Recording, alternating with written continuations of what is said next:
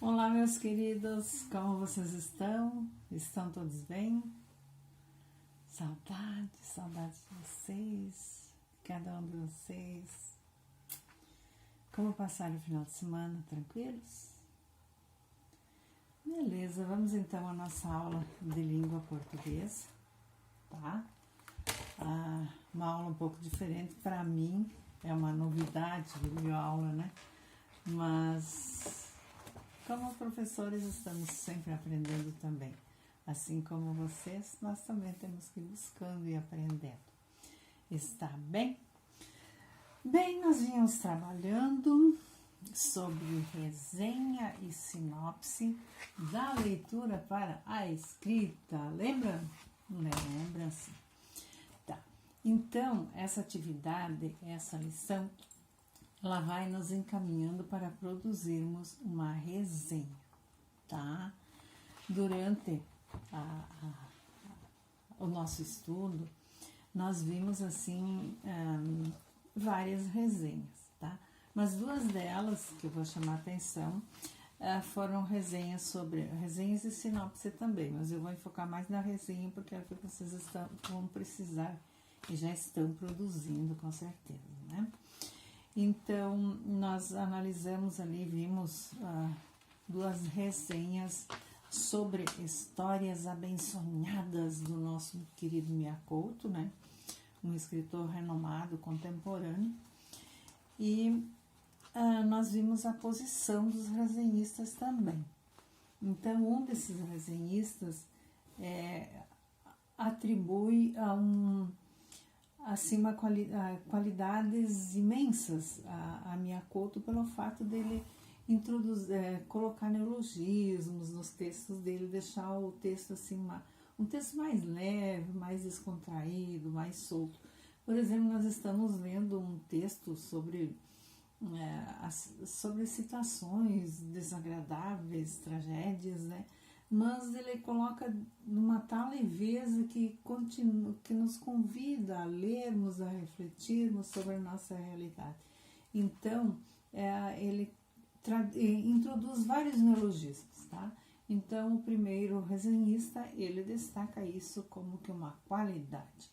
Já o segundo resenhista, ele faz uma crítica muito severa a Miyakoto. Pelo fato de ele usar esses neologismos e essa forma mais descontraída de escrever, e saber também que Miyakoto, e é do conhecimento de todos os que conhecem Miyakoto, ele sempre fala que ele admira muito Guimarães Rosa, né? O nosso querido Guimarães Rosa, que introduziu também um monte de neologismos nos seus escritos lá, no Grande Sertão Veredas e nos contos que ele escreveu, tá? Então, um bem favorável, achando a linguagem encantadora, e o outro mais crítico a isso, tá? Nesse meio termo ali, vocês vão precisar produzir uma resenha, meus queridos resenhistas, olha que legal! Vão produzir uma resenha, já estão produzindo, né, carinhosamente uma resenha, a partir de um texto que nós lemos em aula, que tem o título como Três Tesouros Perdidos. E analisando o texto, o título, nós vimos, né, que no decorrer do texto não tem nada a ver com o título, né? Imagina, Três Tesouros Perdidos, imagina uma coisa e o final é bem diferente. Então, a resenha que vocês devem fazer é uma atividade proposta aqui no livro, uma atividade para vocês fazerem e entregarem durante esta semana, tá? Nós já vínhamos vendo algumas coisas na semana passada, encaminhando e tal, e dúvidas vocês podem esclarecer conosco, mas produzam a resenha, tá? É uma oportunidade para vocês serem escritores, trabalhar um pouco a escrita, e nós sabemos que a escrita é muito importante na vida do estudante, não só ler, mas escrever também, a partir das leituras que se faz, tá? E vários gêneros textuais. Aqui estamos pedindo uma resenha. Tranquilo aí? Tudo bem? Podemos passar para as preposições na nossa apostila, na página 48. Observem lá que nós temos umas imagens aí e vamos trabalhar com as preposições. As preposições são palavras de uma classe gramatical, lembram? Que tem por função estabelecer uma conexão ou uma relação entre dois ou mais termos de uma frase. Portanto, há uma palavra que vai reger essa relação e outra que vai ser regida, ambas interligadas pela preposição. Por exemplo, eu escrevi este artigo para você. O para, ele vai fazer a relação de eu com você. Eu escrevi esse artigo para você. Se eu disser esse artigo fala sobre preposições, esse sobre vai relacionar o artigo com o artigo escrito com o conteúdo que ele tem, tá? O artigo vai relacionar com as preposições, que é o conteúdo desse artigo, então. Beleza? Tranquilos até aí? Tranquilos, né? Continuando, então, vocês já viram, né? Essa imagem ali, podem acompanhar ali na apostila. Deixem a apostila bem organizadinha, como nós combinamos, né? Bem, anotem as respostas para o momento que vocês quiserem fazer uma revisão, estar tudo prontinho, estar tudo aí, né? Assim que faz um bom estudante. Então, vamos lá. Preposição. Deixa eu ver se vocês conseguem ver mais a apostila aqui, tá bom? Então, a preposição, elas vão tratar, elas são, na verdade, ela tem uma função relacional.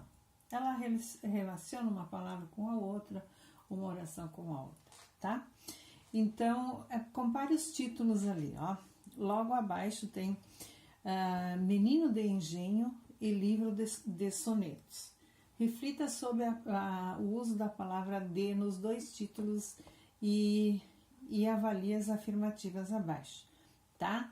Então, menino de engenho, é esse de que nós precisamos analisar, e livro de sonetos, tá? Então, os dois de que nós temos que analisar aí, certo? Então, vamos às alternativas. A primeira alternativa, o que diz lá, ó? Vou pegar meus óculos, e sem ele nós não enxergamos direitinho. A palavra de, nesses títulos, serve para ligar menino e engenho, tá? É o lugar de origem dele, menino do engenho. Bem como livro e soneto, tá? Livro de soneto. Então, une o livro, de que é o livro, do conteúdo do livro, soneto, tá? Então, tá ok. A segunda alternativa diz assim, será que essa é correta? Essa primeira que nós vimos? Embora a função na 2. Embora a função seja a mesma, ela expressa sentidos diferentes nas duas construções. Será que expressa com sentidos diferentes? Olha ali, menino de engenho, da origem de onde ele vem, e livro de sonetos. De que é o livro? De sonetos, né? O conteúdo dele são sonetos. Então, está correto também. E a terceira alternativa é menino de engenho. O de expressa a ideia de origem. Em livro de sonetos expressa a ideia de conteúdo. Concorda com isso? Concorda sim, porque as três alternativas estão corretas, tá? As três alternativas corretas, então, seria a alternativa A. As três alternativas são corretas, está bem? Continuando, então, temos uma explicação aqui na tarjinha verde sobre as preposições, as palavras invariáveis, tá? Então, diz lá, assim, podem acompanhar. Palavras invariáveis são como de, cuja função é ligar duas orações, duas outras palavras, estabelecendo relação de sentido entre elas ou atendendo a uma necessidade de alguns verbos e nomes. são classificadas como preposições, tá? Então, essas são as preposições e elas são sempre relacionais. Relacionam uma coisa, uma palavra com a outra, ou uma oração com a outra. Então, observem ali também, ó, palavras invariáveis. Dar uma explicação de palavras invariáveis são aquelas que não flexionam em gênero e nem em número. Por exemplo, eu posso dizer des, não posso, né? De é sempre de, não tem seu plural. E também eu não posso pensar que o feminino de de é da, né? Porque não é mesmo, né? Então, de é sempre de, ele não flexiona e é uma preposição, tá? Nós vamos ver outras também. Então, seguindo lá, as preposições podem ser essenciais e acidentais. São preposições essenciais as palavras que sempre atuam como preposição, tá? Independente de contexto. Por exemplo, a, de, é claro que a às vezes vai ser artigo, outras coisas, né? Mas ela é invariável. Quando ela é invariável, vai ver que analisa que é a preposição. Dentro do contexto, né? A, de, em, para, perante, não existe paras, né? Então, para, perante, com, contra, etc. São algumas das preposições que nós temos, que são essenciais, tá? Que elas são preposições. Preposições acidentais, como o próprio nome diz, são palavras de outras classes gramaticais que em determinados contextos exercem função de preposição. A palavra segundo, por exemplo, é um numeral, mas nesse enunciado exerce a função de preposição. Segundo meu pai, vamos viajar no sábado, tá? Logo, nesse contexto, classifica-se como a preposição acidental. Observem o seguinte, por exemplo, eu vou dizer Gustavo, cadê o nosso Gustavão? Gustavo foi o segundo da turma, tá? Gustavo foi o segundo da turma. É o segundo, aqui nesse caso, é um numeral. Agora, se eu disser segundo Gustavo, ele tem parentes no Rio Grande do Sul. Esse outro segundo é bem diferente do primeiro. Esse segundo Gustavo, né? Segundo, ele nesse caso é preposição. Por isso que ela é acidental, tá? Porque às vezes ela vai estar lá indicando um número, né? O segundo da turma. E depois, daí a pouco, ela aparece segundo, de acordo com o Gustavo, né? Ela muda o sentido e por isso que ela é acidental, tá, gente? Logo a seguir, deixa eu ver como vocês vão olhar aqui. Logo a seguir, nós temos uma tirinha, tá? E observem o seguinte, ó. Observem o que a personagem aí diz. Este é o meu trabalho sobre a importância de saber ler. Então, ela apresenta um trabalho lá está bem posta, bem bonita, apresentando um trabalho sobre saber ler. Se você não sabe ler e recebe uma carta de amor, você não vai saber o que está escrito nela. E segue-la. Isso seria muito triste. Mas, de repente, ela pensa o seguinte: apesar de que, no final das contas, também poderia evitar um monte de problemas. Não saber ler evitaria um monte de problemas, mas teríamos outros e muito mais maiores do que sabendo ler, né? Então, pode evitar que a gente receba uma carta de amor, né, nos despachando, vamos dizer, né, mas a leitura é essencial, e a leitura de qualidade, de saber interpretar. Nós que somos eternos estudantes, né, hoje em dia vocês sabem que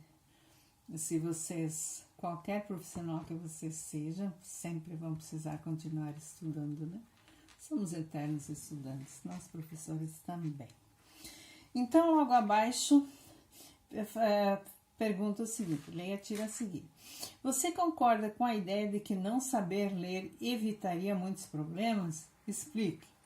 Né? Então, pense um pouquinho ali, né? E coloque uma explicação ali na apostila de vocês. Não saber ler evita muitos problemas? Explique, tá? Evita uns, mas vem outros muito mais sérios, né? B. Observe o emprego da preposição sobre no primeiro quadrinho. Lá no primeiro quadrinho, sobre. Observe lá. Este é o meu trabalho sobre a importância. Então, ó, observe o emprego da preposição sobre no primeiro quadrinho. Assinale a relação estabelecida pela preposição no contexto da tira, tá? Então, esse sobre ali vai indicar o quê? Vai indicar lugar? Vai indicar motivo? Ó, observem o quadrinho ali, a escrita da tirinha. Esse é o meu trabalho sobre a importância de saber ler. Esse sobre ali é motivo? Ou é assunto? É assunto, né? O assunto, qual é o assunto? Saber ler, tá? A importância de saber ler, está bem? Então, a alternativa 3, a correta, que é de assunto, certo? Daí, nós vamos lá na C. A preposição poderia ser substituída sem alteração de sentido pelas expressões a respeito de e acerca de. Quando duas ou mais preposições apresentam valor equivalente ao de uma preposição, essa expressa e recebe o nome de locução prepositiva. Então, vamos lá. Se nós voltarmos lá ao primeiro quadrinho e colocarmos assim, esse é o meu trabalho a respeito de, ficaria, não alternaria o sentido. A respeito de a importância de saber ler. Ou então acerca de a importância de saber ler. Os dois estariam corretos. Porém, e eu acho que nós vimos ali em outras classes de palavras, que quando temos duas ou mais palavras, elas se estendem um pouquinho mais e se chamam locuções, né? Aqui no caso é a locução prepositiva, nós vimos a locução adjetiva e outras locuções lá. E essa é prepositiva, tá? Então, nós podemos ter a preposição e a locução prepositiva, tá? Vamos ver um pouquinho da relação de sentido. A preposição é uma palavra invariável, seguindo ali na apostila, tá? Que por si só não tem significado próprio. Porém, na medida em que estabelece uma relação de dependência entre dois termos, estabelece também relação de sentido conforme o contexto em que é empregado. Por exemplo, casa, se eu te falar casa, é óbvio, você já cria uma imagem de uma casa. Agora, se eu disser sobre, vem um monte de questões e não vem a imagem do sobre, né? Então, é essa relação que a preposição faz ali, tá? Essa é a diferença. Por exemplo, ali nós temos vou a Santos hoje, sairei ao entardecer. Então, esse A ali, vou a Santos hoje, sairei ao entardecer. Esse A ali é uma preposição, tá? Certo? E o ao também. Continuando nesse sentido, uma mesma preposição a foi usada para estabelecer uma relação de sentido diferentes. Uma de lugar e outra de tempo, tá? Eu vou a Santos hoje e vou voltar ao. Esse A é uma junção de A com o, né? Entardecer. Então, entardecer, ele indica tempo. E Santos indica lugar, tá? Então, vamos lá. Identifique o sentido expresso pelas preposições das locuções a seguir. Vocês lembram que eu mandei na última aula, mas daí não deu tempo de nós chegarmos aqui. Até eu pedi que vocês dessem uma olhada e fizessem em casa. uma relação de preposições, assim, o que elas indicam, tempo, lugar, intensidade, assim, várias outras coisas. Então, com aquilo, eu acredito que vocês tenham conseguido fazer esta atividade, tá? E vamos corrigi-las agora, para os que não fizeram, vamos ver. Então, olhem lá, a porta dava para a praça, onde babás passeavam com as crianças pequenas. A porta dava para a praça, indica o quê? Indica lugar, indica distância, o que que indica? Indica lugar, né? Para a praça, indica lugar. Onde babás passeavam com crianças. Com quem que elas passeavam, as babás? Com as crianças. Então, elas passeavam na companhia das crianças. Então, nós temos ali preposições de lugar e companhia, respectivamente. Vamos lá. Deixem a apostila tudo arrumadinho, como nós combinamos, né? Então, na alternativa A, lugar e companhia. Está bem?